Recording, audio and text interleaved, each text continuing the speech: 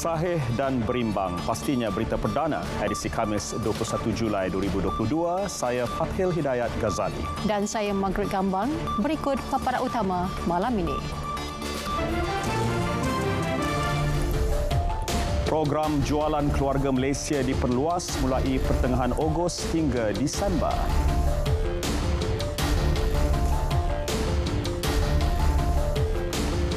Pelaksanaan 30 projek dengan kos RM100 juta ditangguhkan sejajar langkah pencimatan.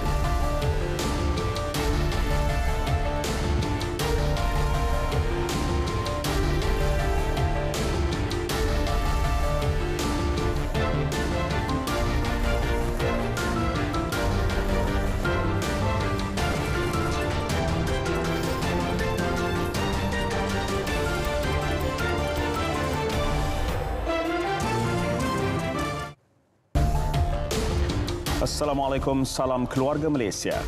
RM393 bilion diperuntukkan bagi pemerkasaan tadbir urus adaptasi perubahan iklim dengan tempoh pelaksanaan secara berfasa selama 50 tahun. Daripada jumlah itu, RM15 bilion dikhususkan untuk pelaksanaan projek tebatan banjir mulai tahun hadapan sehingga 2030. Bagi mengurangkan kebergantungan terhadap air terawat, Perdana Menteri Datuk Seri Ismail Sabri Yaakob memaklumkan kementerian dan agensi terlibat di arah meningkatkan penggunaan sumber air di bawah tanah dan air hujan. Penggunaan sumber air alternatif itu perlu diambil kira dalam pembangunan infrastruktur serta bangunan baharu. Bagi mengurangkan risiko banjir puing pula, lebih banyak struktur sabur akan dibina di seluruh negara. Ia didirikan merentasi alur sungai, berfungsi menahan puing termasuk bongkah batuan, lumpur dan kayu kayan, sekaligus memperlahankan aliran air serta mengurangkan impak di bawah arus deras, terutama selepas hujan lebat.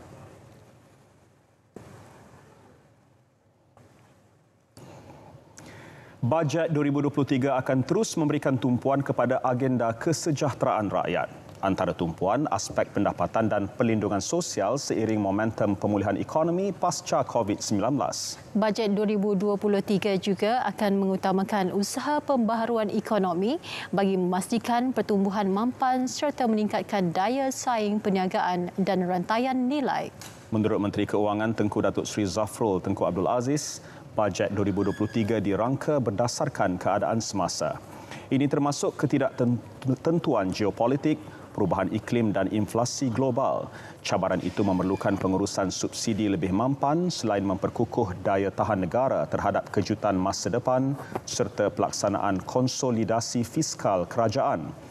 Tengku Datuk Seri Zafrul berkata, agenda keterangkuman selaras hasrat wawasan kemakmuran bersama 2030 juga diberikan penekanan. Bagi memastikan ia sesuai, sesi libat urus dengan pelbagai pihak dilaksanakan.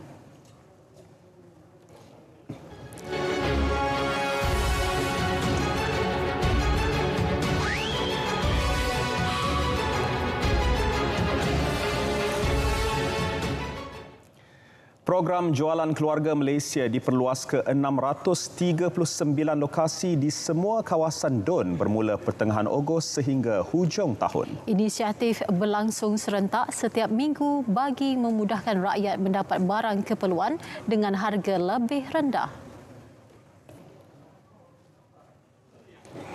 Kalau dulu di satu kawasan parlimen hanya 2 kali sahaja dalam masa sebulan, tapi kali ini setiap minggu di setiap kawasan Dewan Undangan Negeri yang merupakan pertambahan lebih daripada 500% dari segi intensitinya.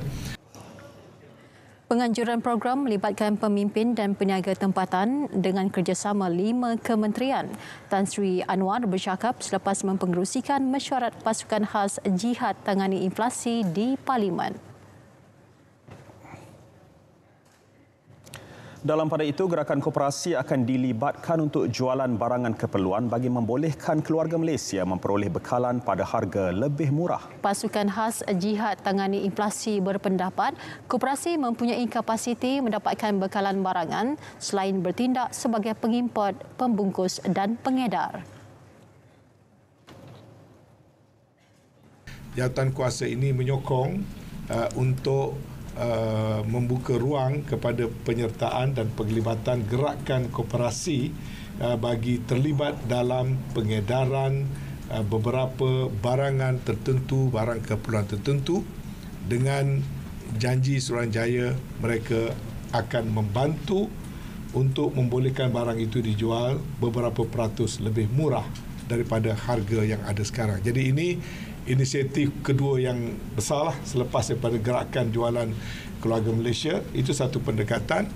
Sekarang ini kita akan susuli pula gerakan koperasi, keterlibatan gerakan koperasi untuk sama-sama berusaha membolehkan rakyat mendapat barangan yang lebih murah.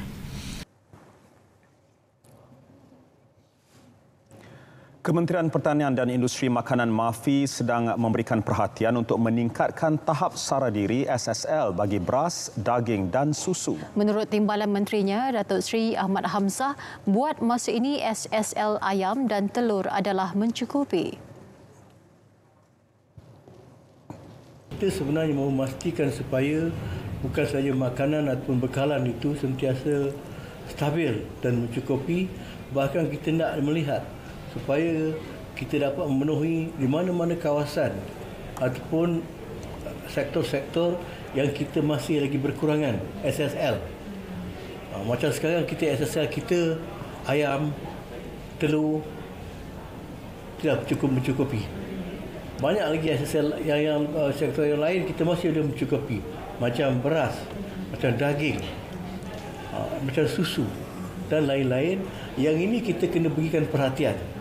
Jadi MAFI sekarang bergerak ke arah tersebut bagi kita dapat memenuhi ataupun kita mengurangkan kebergantungan kita kepada import barang-barang makanan daripada luar negara. Beliau ditanya tentang langkah MAFI dalam melaksanakan program berkaitan sekuriti makanan pada sidang media selepas sambutan Hari Inovasi Jabatan Pertanian tahun 2022 di Putrajaya. Lebih 6,000 kertas siasatan dibuka berhubung salah laku perniagaan dan bekalan barang setakat Jun lalu. 89.61% daripadanya berjaya diselesaikan. Kesalahan dia selalunya aduan di bekalan, kekurangan dana, harga tidak dipatuhi. Itu yang banyaklah. Dan juga sekarang ini dikatakan ada penyelewengan dan penyelundupan. Turut dikeluarkan kompaun RM3.33 juta dan jumlah denda RM167,000. Beliau menyatakannya pada majlis sambutan Jubli Emas Hari Penguatkuasa ke-50 di Penjara Kajang, Selangor. Pelaksanaan 30 projek melibatkan kos sekitar RM100 juta ditangguhkan. Keputusan dibuat hasil sesi libat urus antara Kementerian Kewangan, Kementerian Kerja Raya bersama Unit Perancang Ekonomi dan Unit Penyelarasan Pelaksanaan Jabatan Perdana Menteri. Menteri di Jabatan Perdana Menteri Datuk Seri Mustafa Mohamad di Dewan Rakyat memaklumkan penangguhan melibatkan projek yang belum memulakan proses perolehan dan belum diiklankan. Turut terlibat projek bukan keutamaan serta projek mempunyai masalah pelaksanaan seperti isu tapak tanah. Projek yang sedang dilaksana dan telah dikeluarkan iklan tender, surat niat serta surat setuju terima akan diteruskan. Pihak Unit Perancang Ekonomi, Kementerian Kewangan, Unit Penyelarasan Pelaksanaan JPM dan Jabatan Kerja Raya sedang mengadakan sesi lebat urus dengan semua kementerian dan jabatan sebelum keputusan muktamad mengenai projek-projek yang akan ditangguhkan dilaksanakan oleh kerajaan. Kerajaan akan memastikan langkah-langkah penjimatan yang akan dilaksanakan berikutan surat keliling bertarikh 14 Julai lalu tidak akan menjejaskan usaha pemulihan ekonomi negara serta kesejahteraan rakyat. Secara keseluruhan, 7,243 projek pembangunan dengan jumlah peruntukan RM75.6 bilion telah diluluskan untuk dilaksana tahun ini. Dalam pada itu, Menteri Keuangan Tengku Datuk Seri Zafrul Tengku Abdul Aziz memberi jaminan projek kritikal untuk ekonomi dan rakyat akan diteruskan. Program kebajikan rakyat dan penjanaan aktiviti ekonomi turut didahulukan. Menurut beliau, kerja awalan termasuk penyediaan reka bentuk, ambil alih tanah dan rancangan perolehan tetap diteruskan walaupun sesuatu projek ditangguhkan. Ini selaras Pekeliling Perbendaharaan mengenai garis panduan penjimatan perbelanjaan awam.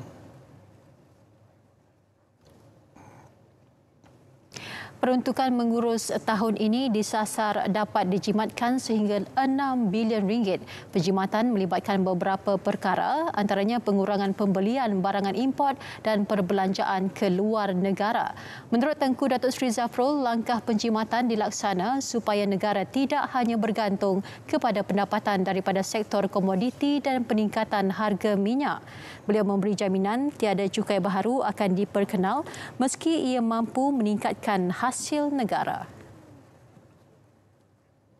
Kita juga akan mula memberikan perhatian kepada semua barangan dan perkhidmatan lain yang boleh menyumbang ke arah peningkatan inflasi, dan kita memberi jaminan kita akan terus melaksanakan pendekatan secara proaktif mengawal dan mengekalkan negara berada pada kadar inflasi yang boleh diurus dan tidak mengalami inflasi yang tinggi.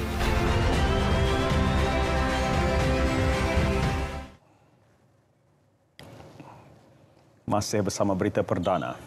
Rang Undang-Undang Larangan dan Pemilikan Produk Merokok termasuk rokok elektronik terhadap generasi yang lahir selepas 2005 bakal dibentangkan di Parlimen 1 Ogos ini. Menteri Kesihatan Khairi Jamaluddin berkata, usaha itu diperkenal bagi melindungi generasi muda daripada terjebak dengan ketagihan. Khairi tidak menolak kemungkinan wujudnya bantahan terhadap RUU tersebut, namun ia perlu dilaksana demi kebaikan generasi akan datang.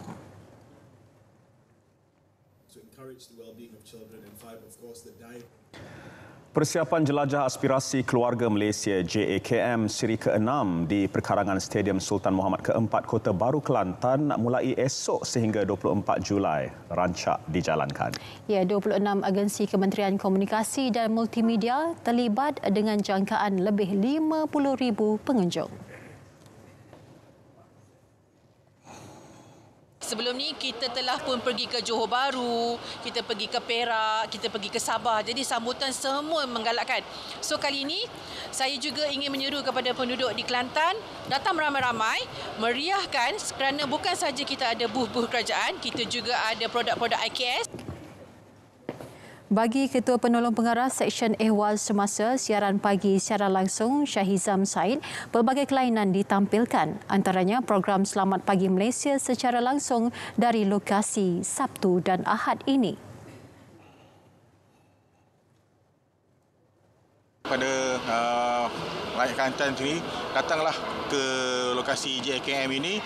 Ada banyak acara-acara yang menarik yang boleh ditengok dan memberi manfaat kepada pengunjung di Kelantan. Turut ditawarkan Karnival Kerjaya Jamin Kerja Keluarga Malaysia, gerai pameran, persembahan tradisional Bekwo, persembahan kebudayaan dan pertandingan Muay Thai. Perkhidmatan bas perantara secara percuma disediakan bermula 9 pagi hingga 9 malam. Ia melibatkan 4 lokasi di Pejabat Kebudayaan Kelantan, Tanjung Chat, Masjid Kubang Kerian, RTC Tunjong dan Lembah Sireh.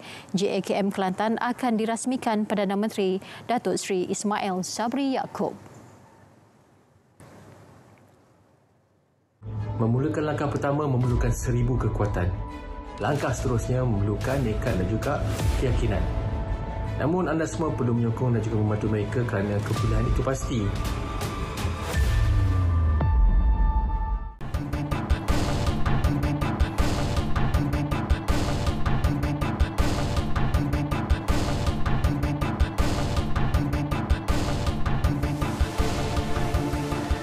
Pelaburan RM7 bilion ke atas kilang fasa baharu Samsung SDI Energy Malaysia Sdn Berhad mampu menghasilkan 800 juta sel bateri setahun.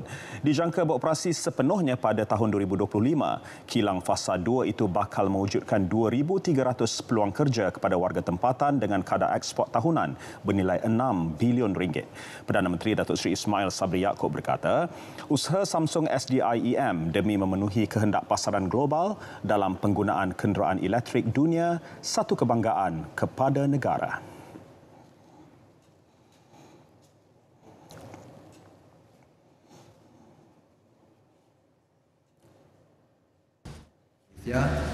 Industri ini adalah penting dari segi sumbangan kepada keseluruhan ekosistem EV yang komprehensif. Saya yakin warga kerja keluarga Malaysia akan kekal berdaya tahan dan terus menyumbang bersama-sama dalam membangunkan ekonomi negara. Perdana Menteri berucap pada Majlis Perasmian Pecah Tanah Kilang Baharu Fasa 2 Samsung SDI Energy Malaysia menerusi rakaman video di Senawang. Tambah Perdana Menteri, negara menghargai peranan Samsung membangunkan industri elektronik berasaskan teknologi hijau sejajar matlamat mencapai sifar karbon seawal 2050.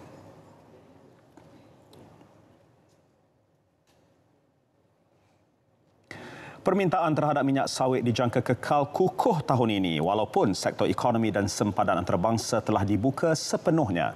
Menteri Perusahaan, Peladangan dan Komoditi Datuk Zuraida Kamarudin optimis negara-negara pengeluar mempunyai kawalan dan naratif lebih baik untuk memasarkan minyak sawit di peringkat global.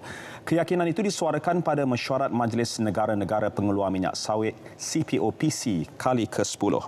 Beliau mempengerusikan mesyuarat bersama Menteri Koordinator Bidang Perekonomian Indonesia, Airlangga Hartarto di Bali, Indonesia.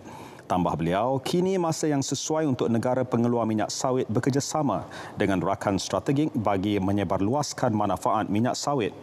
Usaha secara bersama perlu diselaras bagi menyampaikan mesej kuat khususnya kepada Kesatuan Eropah dan Amerika Syarikat. Fokus turut diberikan kepada isu bekalan minyak sayuran global yang semakin terhad akibat ketegangan geopolitik berterusan selain kemungkinan pencampuran biodiesel. 50,000 syarikat disasar menjadi pemegang sijil halal JAKIM menjelang 2030. Pertambahan pemegang membolehkan lebih banyak peluang baharu dapat diteroka. Menurut Ketua Pegawai Eksekutif HDC Hairul Arifin Sahari, jumlah syarikat memiliki sijil halal adalah rendah.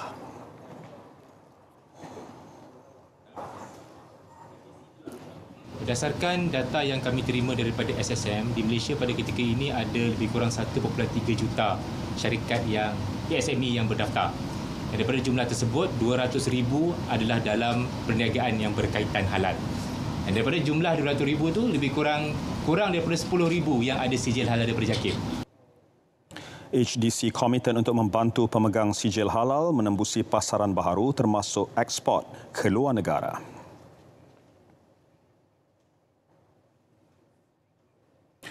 Rundingan pembelian bangunan di London dimuktamadkan Lembaga Tabung Haji TH. Aset berstatus pegangan bebas itu merupakan tambahan kepada pelaburan pasaran hartanah luar negara agensi terbabit. Pengarah urusan kumpulan dan Ketua Pegawai Eksekutifnya Datuk Seri Amrin Awaluddin memaklumkan hartanah berkenaan merupakan pejabat kerajaan yang menempatkan Kementerian Pengangkutan United Kingdom. Pemilikannya memberikan pulangan jangka panjang positif kepada TH. Pembelian selaras objektif pelaburan TH untuk mempelbagaikan pelaburan. Kira-kira 11% daripada 88 bilion ringgit dana TH diperuntukkan untuk pelaburan hartanah dalam dan luar negara. Kita sekarang sedang berbicara soal Sulu ni, tuntutan Sulu ni.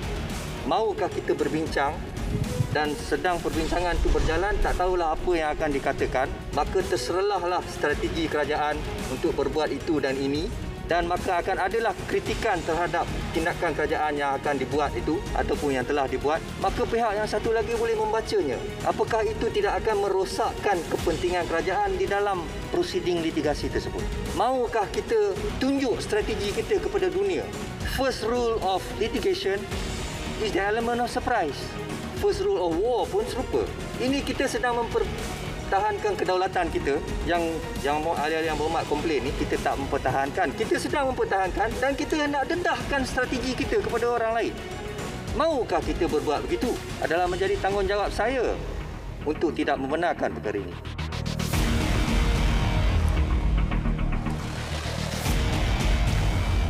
Kerajaan telah mengambil satu keputusan yang berat di mana jumlah subsidi yang sudah pun melebihi 70 bilion dikekalkan demi memastikan keluarga Malaysia, terutamanya golongan berpendapatan rendah, tidak terlalu terkesan dengan impak kenaikan harga barangan.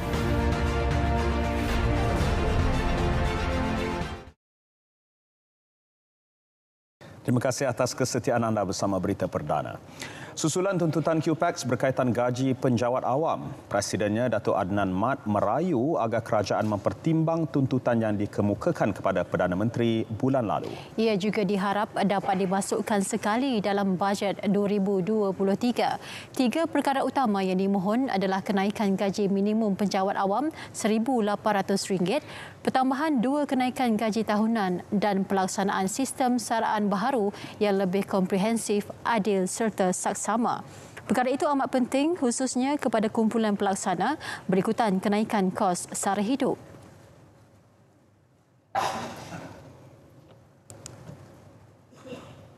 Kami nak kerajaan pertimbangkanlah kumpulan-kumpulan yang terdesak pada masa ini. Kumpulan-kumpulan yang perit dengan pembelanjaan jerit perih kami pada masa ini. Itu yang kami minta kepada Yang Berhormat Perdana Menteri. Jadi pada kumpulan-kumpulan yang lain yang sedikit kelegaan dengan gaji yang mereka ada, terpulang pada mereka lah sama ada mereka juga ingin menuntut perkara yang sama. Tetapi QPAX kami lebih utamakan kumpulan-kumpulan yang amat mendesak pada masa ini untuk diberi kenaikan gaji. Beliau berkata demikian selepas hadir program Perhimpunan Penjawat Awam dan Taklimat Isu-Isu Semasa di Universiti Malaysia Terengganu. Pelan komprehensif utama untuk mengawal sempadan akan dilaksanakan bagi menangani kegiatan jenayah rentas sempadan termasuk pemerdagangan orang. Menurut Menteri Dalam Negeri Datuk Seri Hamzah Zainuddin, kesemua aset sedia ada di seluruh negara akan digabungkan untuk kawalan lebih berkesan. Bila saya katakan comprehensive master plan ini, saya lakukan dengan menggunakan bermacam-macam kaedah. Pertamanya nak menentukan aset-aset yang kita ada ini kita akan gabungkan di seluruh negara, satu. Nombor 2, kita telah umumkan bahawa kita akan ada single border agency. Yang ketiga, kita akan menggunakan teknologi yang terkini untuk kita memastikan border kita ini boleh kita gunakan teknologi ini untuk mengawal keluar masuknya mereka yang ada dalam negara. Datuk Seri Hamzah merasmikan sambutan Hari Imigresen 2022 di Putrajaya. Mengulas laporan tahunan Jabatan Negara Amerika JNAS mengenai pemerdagangan orang 2022, penilaian dibuat secara subjektif mengambil kira pelbagai persepsi tentang usaha Malaysia menangani pemerdagangan orang. Laporan turut dipengaruhi tindakan seperti golongan majikan dan pekerja yang terlibat dalam persekitaran eksploitasi kerja. Katanya Majlis Anti Pemerdagangan Orang dan Anti Penyeludupan Migran MAPO yang diterajui kementeriannya sentiasa mengambil tindakan strategik dan tegas bagi memerangi jenayah pemerdagangan orang di negara ini.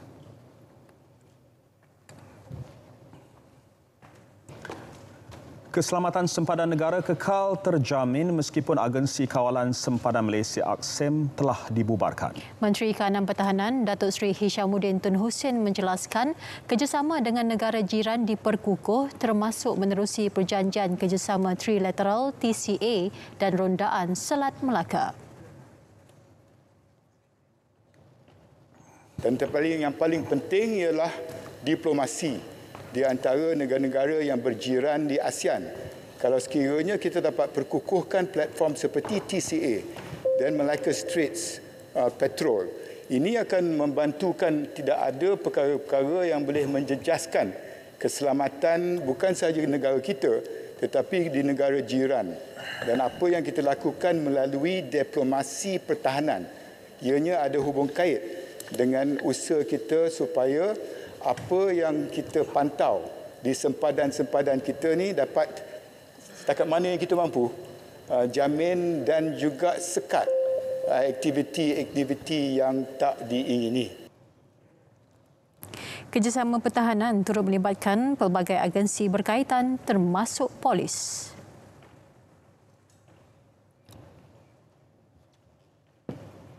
Ya, penantian peminat hoki tempatan akan berakhir kabarnya. Ada perinciannya bersama dengan Azamuddin Hussein dalam edisi Sukan. Silakan. Azam. Peluang menyaksikan pasukan hoki terbaik dunia beraksi di Ipoh.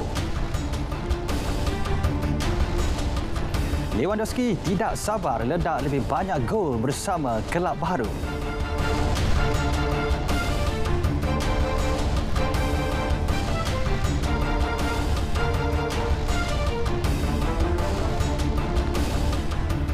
Terima kasih Fatil dan juga Margaret Gambang. Assalamualaikum dan salam sukan buat semua. Ini berita dinanti peminat sukan hoki tempatan. Selepas tertangguh 2 tahun akibat pandemik COVID-19, akhirnya Konfederasi Hoki Malaysia KHM mengumumkan tarikh penganjuran kejohanan hoki Piala Sultan Azlan Shah yang akan berlangsung pada 1 hingga 10 November ini. Menurut Presiden KHM Datuk Seri Subhan Kamal, tarikh tersebut dipilih selepas mendapat perkenan Sultan Perak Sultan Nazrin Muizzuddin Shah dan persetujuan Persekutuan Hoki Antarabangsa FIH.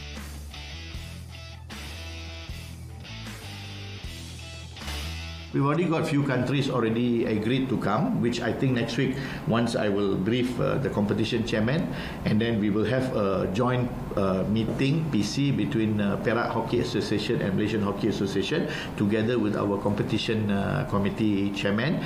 Then we will make the announcement of the teams that are participating. 16 pasukan dijangka akan menyertai kejohanan 10 hari tersebut yang akan diadakan di Ipoh, Perak.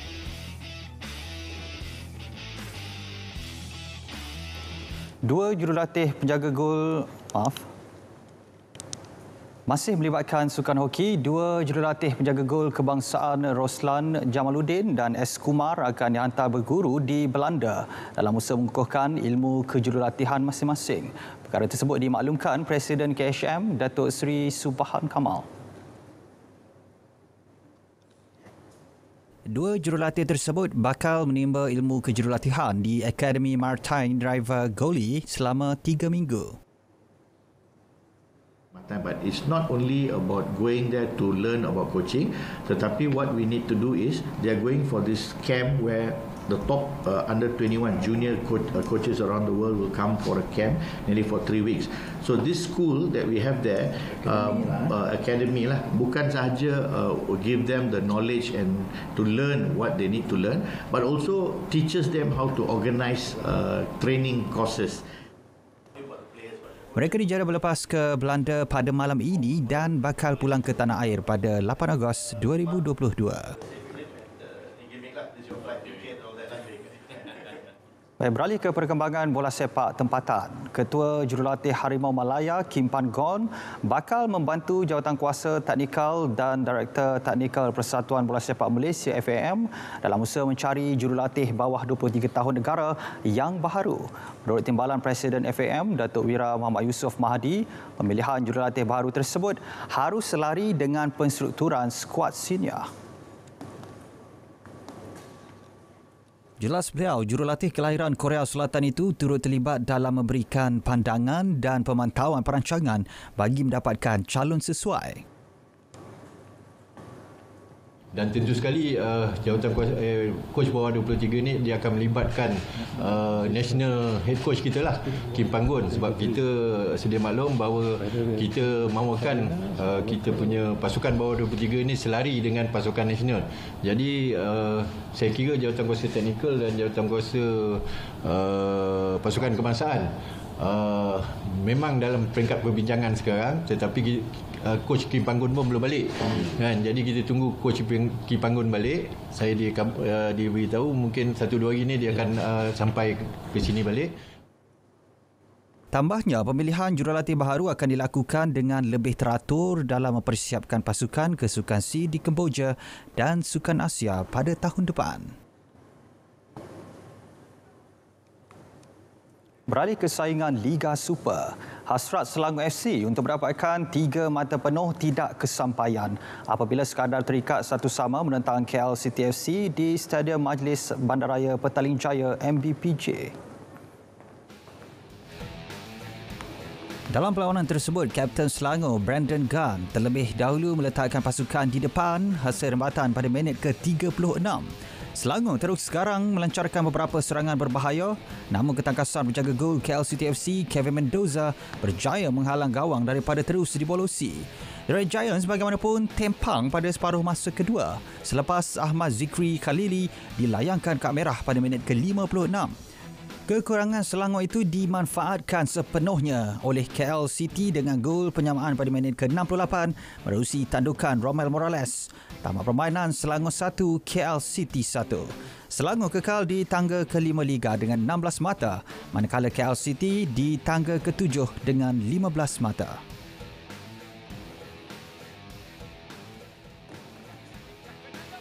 Sementara itu di Stadium Bandaraya Pulau Pinang, Johor Darul Takzim JDT FC menewaskan tuan rumah Penang FC 1-0. Penyerang import kelahiran Spanyol Fernando Rodriguez muncul wira apabila jaringan tunggalnya pada minit ke-69 mengukuhkan cengkaman JDT di Persada Liga. JDT selesa di tahta Liga dengan 29 mata, manakala Penang FC terus di kedudukan tercorot dengan 7 mata.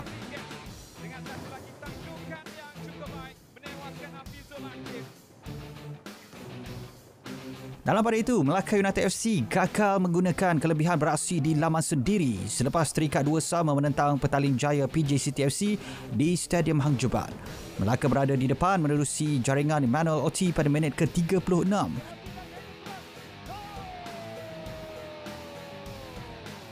Bagaimanapun kedudukan itu tidak kekal lama apabila penyerang kebangsaan Darren Lock menyamakan kedudukan 2 minit sebelum separuh masa pertama berakhir.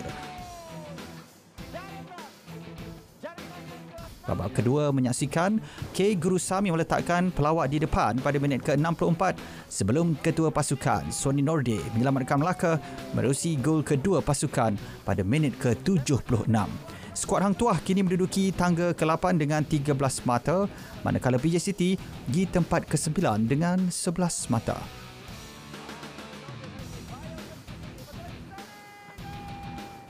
Dalam perkembangan sama, jurulatih kecergasan JDT FC Jorge Alvarez tetap memuji anak buahnya yang memberikan fokus lebih tajam pada babak kedua biarpun prestasi pada separuh masa pertama tidak memuaskan. Yeah, really in the first half we have we are not clear about our game style because we try to play a bit more direct, maybe because they allow us to play. But in the second half we fixed this, and I think that the players understand much better what the game need, so we can read better the game and get the result. Bagi pengendali Penang FC, Zanal Abidin Hassan, beliau berpuas hati dengan disiplin barisan pemainnya biarpun tewas. Memanglah tak puas kita kalah, kan? Tapi apa yang saya dapat lihat 4 game di Liga Super ni saya bawa, walaupun 2 kekalahan, 1 menang 1 seri, tapi dah 2 kali mereka telah menunjukkan bahawa mereka boleh bermain, mereka boleh berlawan, dan saya rasa mereka tak berhak berada di tangga yang terbawah. Jadi selepas ini kita kena kerja untuk perbaikikan pasukan. Baik saudara, edisi Sukan 21 Julai berakhir di sini. Saya Azamudin Hussein, dan untuk segmen seterusnya kita kembali bersama Fatil dan juga Margaret Gampang. Teruskan.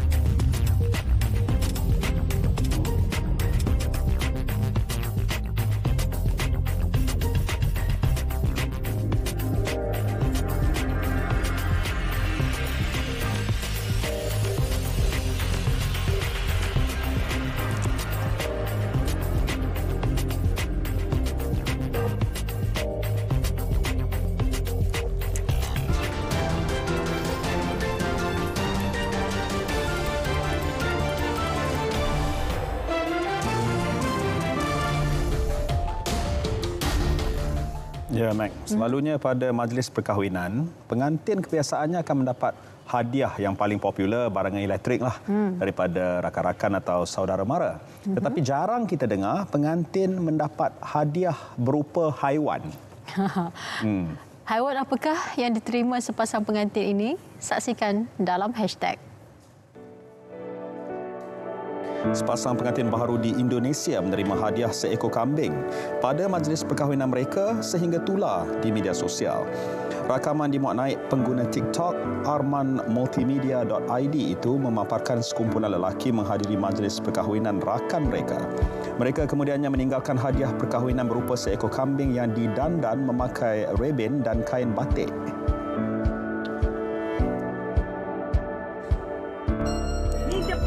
Satu rakaman penampakan makhluk halus menyeramkan didakwa penanggal berjaya dirakam seorang wanita ketika sedang memandu di Dungun, Terengganu. Menerusi rakaman tersebut, secara tiba-tiba kelihatan penanggal melintas berhampiran kereta dinaiki wanita itu hingga menyebabkan dia terkejut. Rakaman video itu meraih lebih 4 juta tontonan dan mendapat pelbagai reaksi daripada warga maya.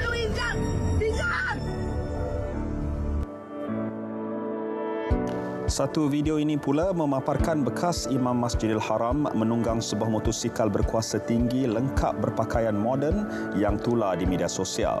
Video dirakam seorang peminat di aplikasi Snapchat menyaksikan Syekh Adil Al-Kalbani sedang duduk di atas motosikal jenis Harley Davidson di tepi jalan. Syekh Adil kelihatan memakai jaket dengan beberapa lencana di atas pakaiannya.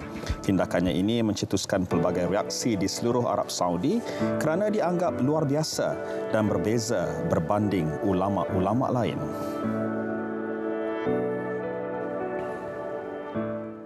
Ya, nampaknya kepelbagaian paparan hashtag itu menutup berita perdana untuk edisi hari ini, Khamis 21 Julai. Kami akhiri dengan Assalamualaikum. Salam keluarga Malaysia.